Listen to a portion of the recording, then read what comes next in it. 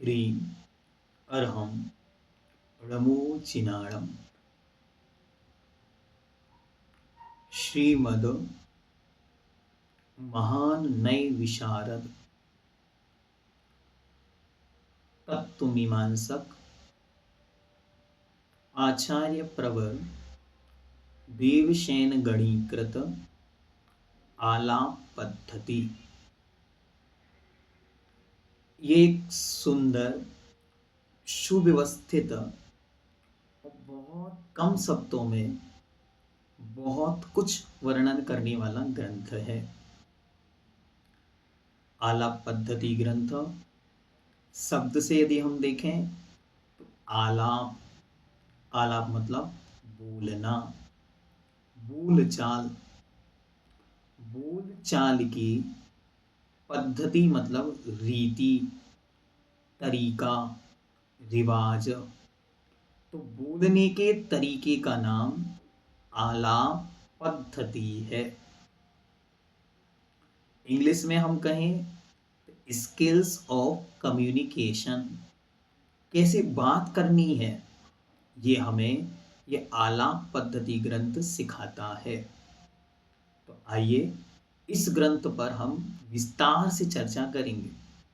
ये ग्रंथ संसार के हर एक जैनी को पढ़ना ही है।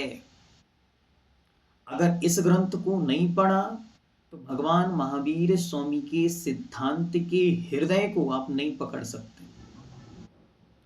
इतना सुंदर विवेचन गुणों, द्रव्यों, पर्यायों और नयों प्रमाणों का इन्होंने किया, ऐसा अन्यत्र देखने को नहीं मिलता। आइए आचार्य भगवान देवशेन गणी के इस पुरुषार्थ को हम लोग आज निहारते, देखें उन्होंने क्या लिखा और समझने का प्रयास करें।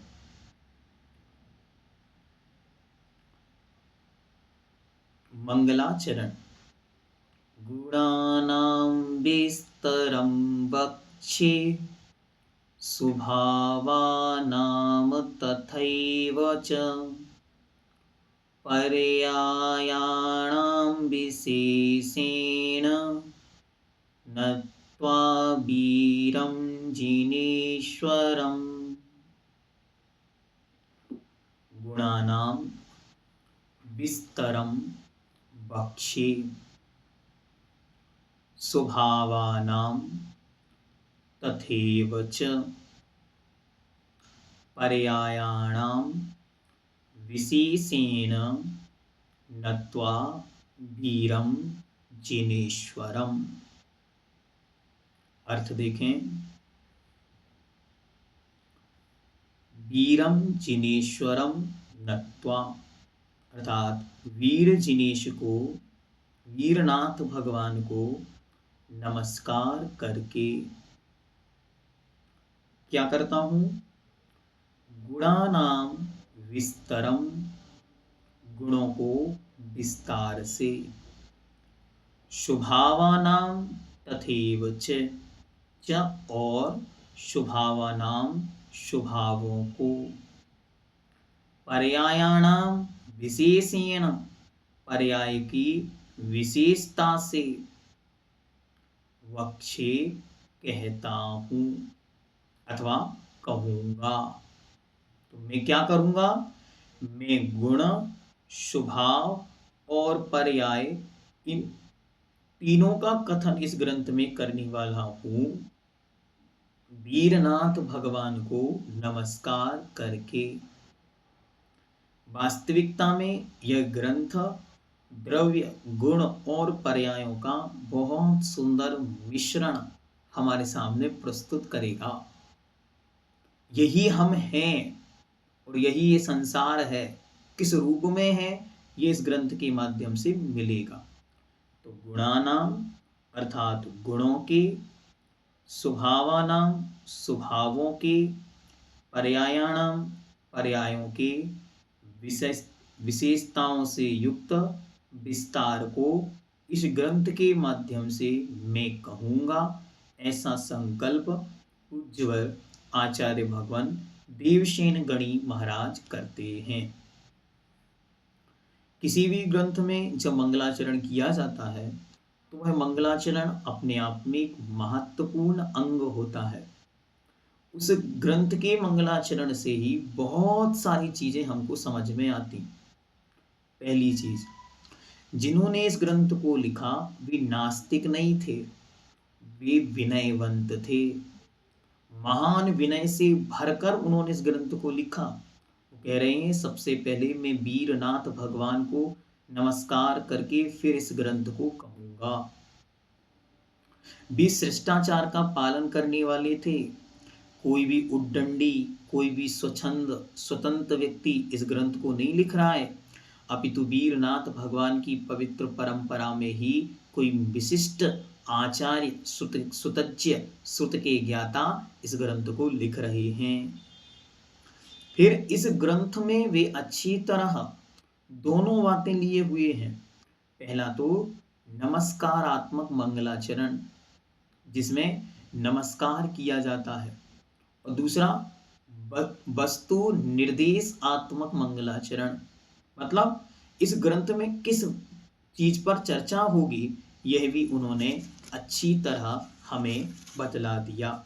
मतलब एक ही मंगलाचरण में उन्होंने दोनों बातें बहुत अच्छी तरह रखी।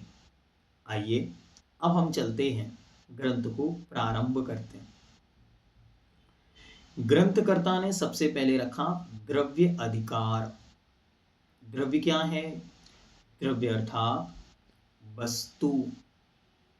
जो कुछ भी यहां है वो सब कुछ द्रव्य है। भगवान उमा स्वामी देव तो बहुत सुंदर शब्द देते हैं कि द्रव्य क्या है। तो कहते हैं उत्पाद व्यय धौव्य युक्तम सत। उत्पाद व्यय धौव युक्तम सत। सत द्रव्य लक्षणम, जिसमें उत्पाद अर्थात जो उत्पन्न होता है, व्यय जो नाश को प्राप्त होता है, उत्पन्न होता हुआ नाश को प्राप्त होता हुआ भी धौव्य जो सदा बना रहता है, उसका नाम सत अर्थात अस्तित्व है। और जो अस्तित्व जिसमें पाया जाता है अर्थात सत जिसमें पाया जाता है, उसका नाम द्रव्य है। अब एक एक चीज आप उठाकर देखें, सब द्रव्य ही है। क्या? आप एक एक चीज उठाकर देखें, सब द्रव्य ही है। मैं आत्मा, मेरी नवीन नवीन पर्यायें उत्पन्न हो रही हैं। मैं पहले देव पर्याय में था अथवा त्रियंचों में था, तो त्रियंच पर्याय का व्यय नाश हुआ और मेरी उत्पत्ति हुई। तो मैं नाश हुआ किसका? पूर्व पर्याय का। उत्पत्ति हुई वर्तमान इस अंकित पर्याय की। और इन दोनों में जो मेरी आत्मा थी वो कल भी थी, वो आज भी है। ये मेरा क्या हो गया? ये मेरा धौव्य है। तो उत्पाद व्यय धौव्य युक्तम सत, और वो सत जिसमें पाया जाता है उसका नाम द्रव्य है। तो इसके अंदर उस द्रव्य की सामान्य चर्चा पूज्यवर 7 सूत्रों में करेंगे। आइए देखते हैं। सूत्र नंबर 1, आलाप पद्धतिर वचन रचना नुक्रमेण नये चक्रस्योपरि उच्यते। आलापद्धतिर्वचन रचनानुक्रमेण नये चक्रस्योपरि उच्यते। इस सूत्र में आचार्य महाराज बता रहे हैं कि ग्रंथ क्या है और कहां से आया।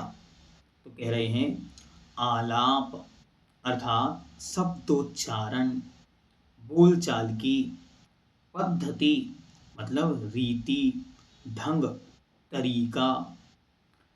आलाप पद्धति अर्थात बोलचाल की जो पद्धति है, उसके वचन अर्थात कहने वाले सूत्रों की रचना इसकी रचना, इस आलाप पद्धति नाम के ग्रंथ की रचना अनुक्रमेण किसके अनुसार हुई है? अनुक्रमेण मतलब अनुसार। किसके अनुसार हुई है? तो कह रहे हैं नए चक्रस्योपरि उच्यते। नए चक्र नाम का एक ग्रंथ था जो प्राकृत भाषा में लिखा गया था। उस ग्रंथ के ऊपर अर्थात उस ग्रंथ की टीका के रूप में उस ग्रंथ को सरल करते हुए ये आलाप पद्धति नामक वचनों की रचना की जा रही है। वचनों की रचना के क्रम के अनुसार प्राकृत नए चक्र नामक शास्त्र के आधार से आलाप पद्धति ग्रंथ को मैं देवसेन गणी आचार्य कहता हूं। ठीक है, उच्यते कहता हूं। आइए अब शिष्य प्रश्न पूछता है कि हे भगवान, सच किमर्थम, सच किमर्थम, यह आलाप पद्धति ग्रंथ किस लिए? नए चक्र को समझाने के लिए तो ठीक है, लेकिन इसकी आवश्यकता क्या है? तो आचार्य उत्तर देते हैं सूत्र नंबर 3। सत देखें सूत्र नंबर 3, द्रव्य लक्षण सिद्ध्यार्थम स्वभाव सिद्ध्यार्थम च। द्रव्य लक्षण सिद्ध्यार्थम स्वभाव सिद्ध्यार्थम च। द्रव्य के लक्षण की सिद्धि अर्थम अर्थात सिद्धि के लिए, द्रव्य का जो लक्षण है उसकी सिद्धि के लिए, और स्वभाव सिद्ध्यार्थम च, स्वभाव की सिद्धि के लिए। अर्थात प्रत्येक आत्मा में जो जीव नाम का द्रव्य अवस्था है उस द्रव्य की सिद्धि कैसे हो, उसमें लक्षण उत्पाद व्यय धौव्य घटित कैसे हो, उनमें गुण और पर्याय कौन कौन से पाए जाते हैं, वे कैसे हैं, उनका स्वरूप क्या है, उनकी महिमा क्या है, और उनके माध्यम से जीवन का निर्वाह अथवा कल्याण कैसे हो, इस सब कुछ हम इस ग्रंथ के माध्यम से समझाने का प्रयास करेंगे। आप सब भी बिल्कुल, मैं कहता हूं दृढ़ता के साथ एक बार इस आलाप पद्धति की वाचना को सुनिए, चित्त प्रफुल्लित होगा। क्योंकि मेरी ऐसी मान्यता है कि इस ग्रंथ में जो सूत्र हैं वे साक्षात भगवान वर्धमान महावीर स्वामी के मुख से निकलने वाले सूत्र हैं। उन्हें चुन चुनकर उन सूत्रों को भगवान देवसेन गणी ने अपने शब्दों में हमारे सामने रखा। आगे जब हम गुणों की, स्वभावों की, पर्यायों की बारीकियों को समझेंगे, हम कौन हैं, हम क्या हैं, हम कब से हैं, ये सारे रहस्य इस ग्रंथ में खुल जाएंगे। आज तक हम मानते आए भी सब मान्यताएं टूट जाएंगी और इस ग्रंथ को पढ़ने के बाद एक नया उत्साह जीवन में आएगा। आइए आगे देखते हैं। द्रव्य के लक्षण की सिद्धि के लिए और पदार्थों के स्वभाव की सिद्धि के लिए इस ग्रंथ की रचना हुई है। द्रव्याणि कानि, द्रव्याणि कानि, द्रव्य कौन है? सूत्र नंबर 5, जीव पुद्गल धर्मा धर्माकाश काल द्रव्याणि। जीव पुद्गल धर्मा धर्माकाश काल द्रव्याणि। जीव पुद्गल धर्म अधर्म आकाश काल ये द्रव्य हैं। अच्छी तरह दिमाग में सेट करें, जो जो यहाँ है वो सब द्रव्य है, चाहे वो हमें दिख रहा हो अथवा नहीं दिख रहा है, वह भी द्रव्य है। और वह द्रव्य 6 कैटेगरी में बटा हुआ है। संपूर्ण लोक की रचना संपूर्ण लोक की बनावट, संसार किसने बनाया, कब से बना है, कैसे चलता है, कौन चलाता है, कौन ठहराता है, सब कुछ समाधान आपको इस ग्रंथ के अंदर मिल जाता है। वो कह रहे हैं सबसे पहले कि जीव, उद्गल, धर्म, अधर्म, आकाश, काल ये द्रव्य हैं। इसके अलावा संसार में कुछ भी नहीं। इनके बिना संसार में कुछ भी नहीं। जो है सब इन्हीं में है। कैसे, आइए देखते हैं। सबसे पहले जीव। जीव कौन है? चेतना लक्षणो जीवा। जो जीता है वो जीव है। जो ज्ञान दर्शन चेतना मय है वो जीव है। अच्छी तरह अपने हृदय पे हाथ रख के कहो, मैं जीव हूं, मैं जीता हूं, मुझे में जानने देखने की शक्ति है, अस्तित्व है, इसलिए मैं जीव हूं। पुद्गल। पुद्गल क्या है? स्पर्श रस गंध वर्ण वंतः पुद्गलः। जिसमें स्पर्श रस गंध और वर्ण पाया जाता है वह पुद्गल है। बस यहाँ जो संवेदनाओं में मैं हूं वो तो जीव है। उसके अलावा जो कुछ भी इन आंखों का विषय है वो सब कुछ अजीब है। एक एक पत्थर, एक एक ईंट, घर का एक एक सामान, जिस मोबाइल पर क्लास पढ़ रहे हो वह, ये किताबें, ये शरीर, ये मुख, ये दर्पण, सब कुछ क्या है? अजीब है। उसके अंदर भी पुद्गल है। फिर आगे कह रहे हैं धर्म। चलते हुए जीव और पुद्गल को जो चलने में सहकारी कारण है उसका नाम धर्म द्रव्य है। नेक्स्ट, अधर्म द्रव्य। ठहरते हुए जीव और पुद्गल को जो ठहरने में सहकारी कारण है उसका नाम अधर्म द्रव्य है। आकाश। जो संपूर्ण द्रव्यों को रहने का स्थान अवकाश देता है, अवगाह देता है, उसका नाम आकाश है। और काल, जो स्वयं परिणमित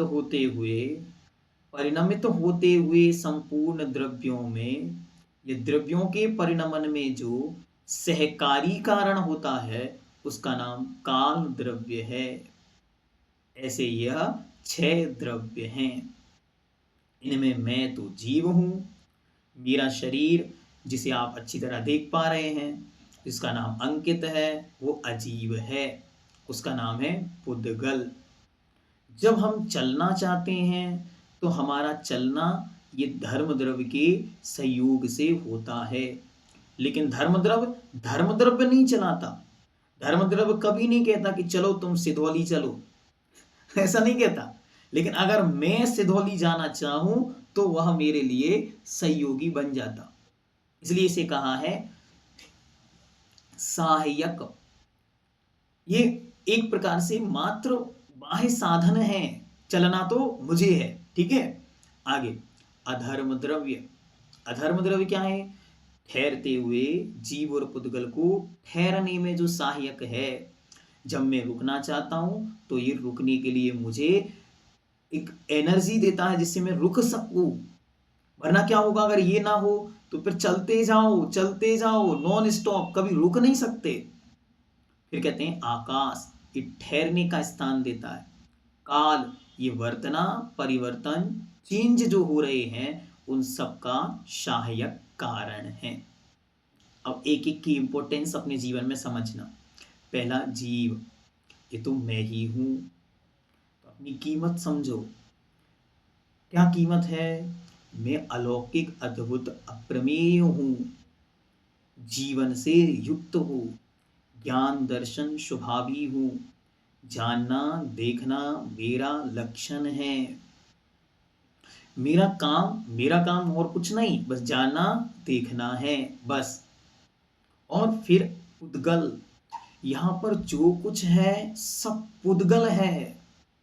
जितना कुछ भी मेरी आंखों का विषय बन रहा है अथवा नहीं भी बन रहा है वो सब पुद्गल है, क्योंकि उसमें स्पर्श रस, गंध, वर्ण पाया जाता है। और स्पर्श रस गंध वर्ण पाया जाता है, वो सब कुछ पुद्गल है। घर पुद्गल है, शरीर पुद्गल है, गाड़ी, घोड़ा, मोबाइल, टीवी, फ्रिज, सब कुछ पुद्गल है। वो पुद्गल आपका कितना बड़ा सहयोगी है। आज उस पुद्गल को थैंक्स बोलना कि हे पुद्गल, तुम्हारी वजह से आज तक हम इस संसार में हैं। तुम अपना साथ ना देते तो हम इस संसार में क्या करते। तो पुद्गल का एक अलौकिक सहयोग है इस आत्मा के साथ। कब से है? अनंत काल से है, अनादिकाल से है। जब से इस संसार में हम हैं तब से ही हम पुद्गल के सहयोग में हैं, क्योंकि हम शरीर में हैं। शरीर अपने आप में एक पुद्गल है, तो उसे पहचानो, उसकी योग्यता जानो। सांसें पुद्गल है, आयु कर्म पुद्गल है, पानी पुद्गल है, भोजन पुद्गल है, प्रोटीन पुद्गल है, विटामिन पुद्गल है, सब कुछ पुद्गल है। यहां तक आचार्य भगवंत उमास्वामी देव लिखते हैं, जीवन मरण भी पुद्गल है। हम जी रहे हैं किससे? आयु कर्म के निमित्त से। ये शरीर, इस आत्मा इस शरीर के अंदर जी रही है, वो भी पुद्गल है। जिस दिन वो आयु कर्म खत्म, उस दिन आत्मा भटको, अब जहां जानी है वहां जाओ, वो शरीर समाप्त हो जाएगा। तो ये शरीर पुद्गल है। ये वचन सुनो, धन्य धन्य महसूस हो रहा है ना जिसको सुन के। ओहो भैया जी क्या क्लास है, ऐसी आलाप पद्धति पहले पढ़ ली होती तो मजा आ जाता। ये शब्द भी पुद्गल हैं, ये शब्द भी पुद्गल हैं जो आप तक पहुंच रहे हैं। ये पहुंचाने का माध्यम, इसका नाम धर्म द्रव्य है। अब धर्म द्रव्य की ओर देखो, जो जो चल पा रहा है वो सब कुछ धर्म द्रव्य है। हमारी श्वासें चल रही हैं, धर्म द्रव्य है। हृदय में खून धड़क रहा है, कौन? एक धर्म द्रव्य का काम है। और हम चल रहे हैं, ये धर्म द्रव्य का काम है। ये हमारी गाड़ी हो आराम से चल रही है सड़कों पर, ये क्या है? ये धर्म द्रव्य का कार्य है।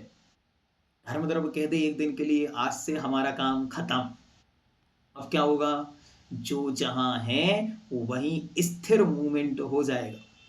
कूटस्थ जिसको कह रहे हैं, अब इसका एक्सप्लेनेशन आगे बहुत अच्छा आएगा। तो कह रहे एक जगह पे ऐसे रिजिड हो जाएगा, कुछ नहीं होगा, कोई हलन चलन नहीं होगा। जितना हलन चलन है वो हलन चलन रूप क्रिया का सहयोगी मुख्य रूप से कौन है? मुख्य रूप से धर्म द्रव्य है। बाकी वो द्रव्य स्वयं में चल रहा है। इसलिए पहले डेफिनेशन में कहा, जी चलते हुए जीव और पुद्गल को चलने में सहकारी कारण। ठीक है। आगे अधर्म द्रव्य, जो जो ठहर रहा है, रुक रहा है, वो सब कुछ कैसा है? वो सब कुछ अधर्म द्रव्य का सहयोग है। किताब आपने कहाँ रखी है? हाँ पायल जी, कहाँ रखी किताब? टेबल के ऊपर।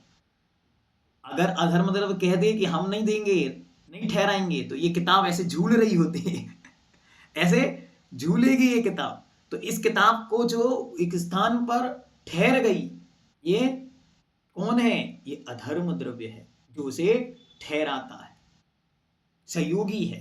तो ऐसे चलते हुए जीव और पुद्गल को धर्म द्रव्य सहयोगी है, और ठहरते हुए जीव और पुद्गल को अधर्म द्रव्य सहयोगी है। आगे आकाश। हाँ, रोज जब सुबह उठो आकाश से कहा करो थैंक यू। किस लिए? हमें ठहराने के लिए। कहाँ हम रहते हैं? हम जहां रह रहे हैं वो सब आकाश है। हाँ, आकाश कहाँ है भैया जी? ऊपर दिखते ना, उसको आकाश बोलते हैं, स्काई। नहीं, जहां हम हैं वो सब आकाश है। जमीन भी आकाश है, और नरक भी आकाश में है, धरती भी सब आकाश है, आसमान सब आकाश है। क्योंकि इस पूरे द्रव्य का नाम आकाश द्रव्य है। जो जो ठहरने का सहयोगी है वो सब कुछ आकाश है। इसलिए भगवान अकलंक देव महाराज ने एक पंक्ति लिखी। उन्होंने आचार्य अकलंक समंतबद्ध देव ने एक पंक्ति लिखी, अकलंक देव ने उसका उत्तर लिखा। समंतबद्ध देव ने एक पंक्ति लिखी, खेनास्ति पुष्पम तरुसु प्रसिद्धम। उन्होंने लिखा कि खे अर्थात आसमान में, पुष्पम ना अर्थात आसमान में पुष्प नहीं खिलते, पुष्प तो वृक्षों पर खिलते हैं। तो भगवान अकलंक देव इसी आलाप पद्धति, यद्यपि उस समय आलाप पद्धति नहीं थी, लेकिन वे स्वयं महान विशारद थे तत्वों के। तो उन्होंने कहा, उन्होंने एक पंक्ति लिखी और उस पंक्ति में उन्होंने लिखा कि बिना आकाश के कोई पुष्प ही नहीं होते, जितने पुष्प हैं सब आकाश में हैं। अरे भैया जी, ऐसा कैसे हो गया? सुनो, जितने वृक्ष हैं वो सब जमीन पर हैं, तो जितनी जमीन है वो सब आकाश में है, तो जितने फूल हुए वो कहाँ है? सब आकाश में है। इसलिए जो कुछ है यहाँ वो सब आकाश की करुणा है, आकाश द्रव का उपकार है। आपका घर, मकान, दुकान, सब कुछ कहाँ है? सब आकाश में है। और फिर जो प्रति समय परिणमन हो रहा है, हम बदल रहे हैं। अच्छा, कोई बच्चा था, आज जन्म लिया, 6 महीने बाद देखा, अरे इतना बड़ा हो गया। हाँ, प्रति समय कोई है इसके साथ में। आज नाखून काटे, 7 दिन, 10 दिन, 15 दिन बाद देखे, अरे ये क्या हो गया? कोई है साथ में। कौन है? काल द्रव्य, जो प्रति समय परिणमित होते हुए जीव, पुद्गल आदि समस्त द्रव्यों के परिणमन का सहकारी कारण है। वो हमें परिणमित नहीं कराता। हाँ, इसे अच्छी तरह समझो। काल द्रव्य, काल खोटा है नहीं, काल खोटा नहीं है, हमारी परिणति खोटी है। काल तो जो है सो है, काल कभी भी बदलता नहीं है। काल तो सदा एक समान था, है और रहेगा। उस काल में रहने वाले लोगों की परिणति उठती बदलती रहती है। अवसर्पिणी में गिरती है, उत्सर्पिणी में चढ़ती है। ये जीवों की परिणति बदलती उदलती है। काल तो काल है, वो हमेशा एक समान वर्तनाकुल लक्षण को लिए हुए है। ऐसे इन 6 द्रव्यों से बना ये संसार अकृत्रिम है, अनादि से है, अनंत है और अनंतानंत कालों तक रहेगा। कुछ भी यहाँ क्या, कुछ भी यहाँ मिटेगा नहीं। अरे भैया जी, अभी तो आप कह रहे थे कि संसार सब मिटने वाला है। हाँ, बाहर आंखों से जितना दिख रहा है सब नियम से नष्ट होगा, लेकिन नष्ट होता होता हुआ भी वो शाश्वत है, हमेशा था, हमेशा है, हमेशा रहेगा।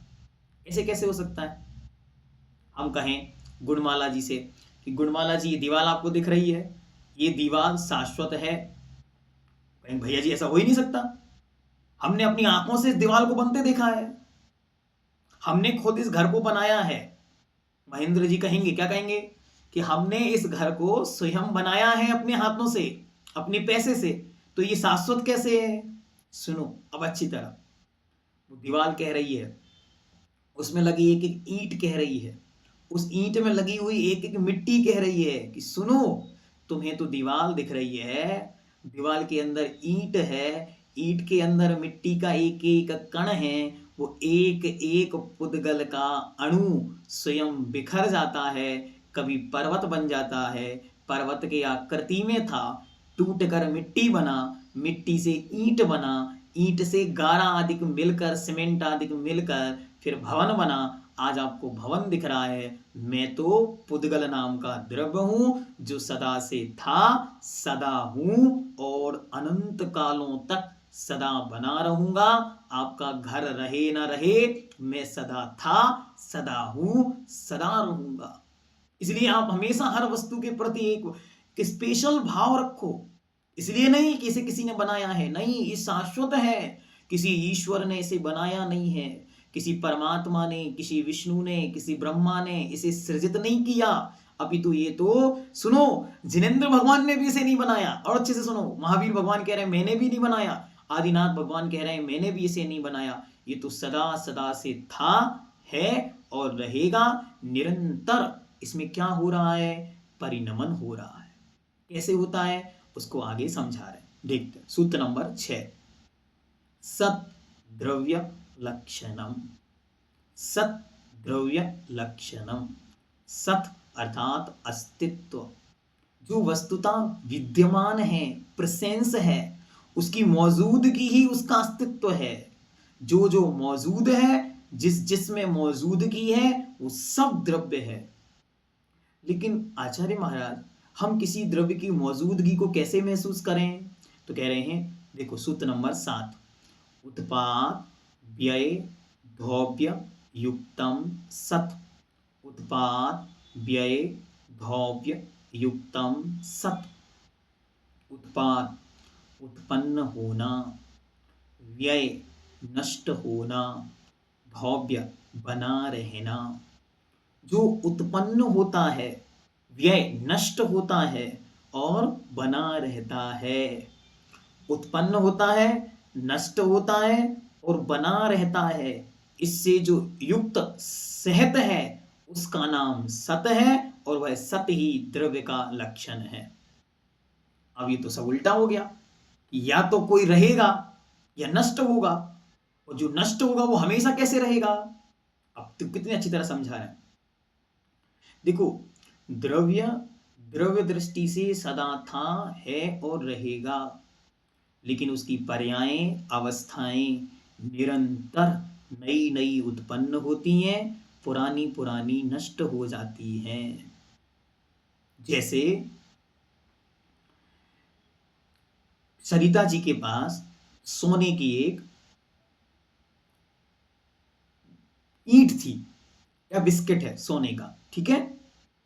इन्होंने उस बिस्किट से अपनी बेटी के लिए एक कलश बनवा के दिया और बेटी उस कलश से बहुत आनंदित, बहुत उत्साहित रहती थी। एक दिन वो कलश टूट गया। जिस दिन कलश टूटा, बेटी का मुख रिमझिम रिमझिम हो गया, लेकिन सरिता जी के मुख पर कोई सिकन नहीं आई। फिर इन्होंने क्या किया, अब जब कलश टूट ही गया तो उस कलश से फिर 2 कलश बनवा दिए। एक बेटे को दे दिया, एक बेटी को दे दिया। दोनों खुश हो गए। सरिता जी जैसी पहले थी, बीच की अवस्था में वैसी हैं, अंत की अवस्था में भी वैसी हैं। ये क्या हो गया? ये है उत्पाद व्यय धौप्य। सरिता जी का क्या था? सोना। सोने का जो रंग था वो पीला था।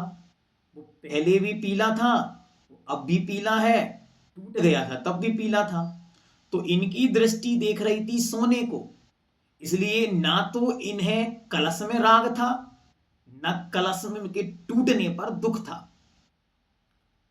जिसकी दृष्टि, उस बेटी की दृष्टि कलश में थी, पर्याय में, तो उस पर्याय की उत्पत्ति पर आनंद था और उसके नाश पर, उसके व्यय पर दुख था। लेकिन इनकी दृष्टि सोने पर थी, तो चाहे कलश का सोना हो और चाहे कलश टूटने पर बाद बचा हुआ जो सोना हो, सोना तो सोना है, कीमत भी उतनी ही है, बाजार में जाके तुलवा लो, ठीक है। और ये क्या है? ये धौप्य है। जो कलश था वो कलश का नाश हुआ, व्यय हुआ, तो वो व्यय हो गया, और सोना जो था वो धौप्य रूप में बना रहा, और बाद में पुनः उससे जब 2 कलश बने तो उसमें फिर उत्पाद हो गया। तो उत्पाद व्यय धौप्य युक्तम सोना। उत्पाद व्यय धौप्य युक्तम सत। बस इतना सा जिसको समझ में आ गया, उस जिनेंद्र भगवान का शासन समझ में आ गया। जिनेंद्र भगवान कह रहे हैं कि सुनो, ये कभी भी आत्मा उत्पन्न नहीं हुई है, ये आत्मा कभी जन्मी नहीं है। इस आत्मा को, कौन सी आत्मा? वो जिसके पैर पीछे होते हैं, सफेद कलर की साड़ी पहनकर लंबे लंबे बाल आगे लेकर घूमती है, वो वाली आत्मा नहीं है। वो तो केवल फिल्मों की आत्मा है, वो आत्मा नहीं। उस आत्मा की बात हो रही है जो इस देह रूपी मंदिर में रहती है, जो हर एक शरीर में विराजमान है। वह आत्मा अनंत शक्तियों से संपन्न, जो ऊर्जा का, शक्तियों का पिंड पिटारा हमारे इस देह के शरीर के अंदर विराजमान है, उसका न कभी जन्म हुआ है, न उसकी कभी उत्पत्ति हुई है, न ही कभी उसका विनाश होगा। वो हमेशा थी, हमेशा है, हमेशा हमेशा रहेगी। बस इतना होगा, पर्यायें उत्पन्न होंगी, पर्यायें नष्ट होंगी, आत्मा बनी रहेगी। ज्ञान दर्शन गुण चेतना संवेदना बनी रहेगी। हम नरकों में थे तब भी वहां आत्मा थी, उस नरक पर्याय का नाश हुआ और हम मनुष्य बने, ये उत्पाद हुआ मनुष्य पर्याय का, लेकिन आत्मा वहां भी थी, आत्मा यहां भी है। यहां हम, इस पर्याय का नाश व्यय होगा, एक दिन समाचार आएगा, क्या आएगा? रिप, किसी का भी, तो वहां पर पर्याय नष्ट होगी और अगली पर्याय उत्पन्न हो जाएगी। तो उत्पाद व्यय धौव्य युक्तम सत सत द्रव्य लक्षणम। इसे हर एक वस्तु में जिस दिन हम लगाना सीख गए, हमें भगवान महावीर स्वामी का सिद्धांत अच्छे से समझ में आएगा। अब जिसकी दृष्टि पर्यायों पर है वो रोता है, वो हंसता है, और जिसकी दृष्टि द्रव्य पर है, न वो रोता है न वो हंसता है, मध्यस्थ भाव के साथ जीता है। जिसे पर्यायें दिखती हैं वो उन पर्यायों के, अच्छा बच्चे का जन्म हुआ, अरे जन्म नहीं हुआ, इसकी आयु अब निरंतर समाप्त हो रही है। एक एक क्षण, आपने तो जन्मदिन, जन्मदिन क्या है? आयु का 1 वर्ष समाप्त हो गया, इसका नाम जन्मदिन है। हिंदी वालों को जन्मदिन समझ में नहीं आता, इंग्लिश वालों को समझ में आया। इंग्लिश वालों से पूछो, अगर आपको पूछना है कि भाई आप कितने साल के हो, तो क्या पूछोगे? आप पूछोगे how year old are you, मतलब तुम कितने साल पुराने हो। यही हुआ ना उसका हिंदी अनुवाद, तुम कितने साल पुराने हो।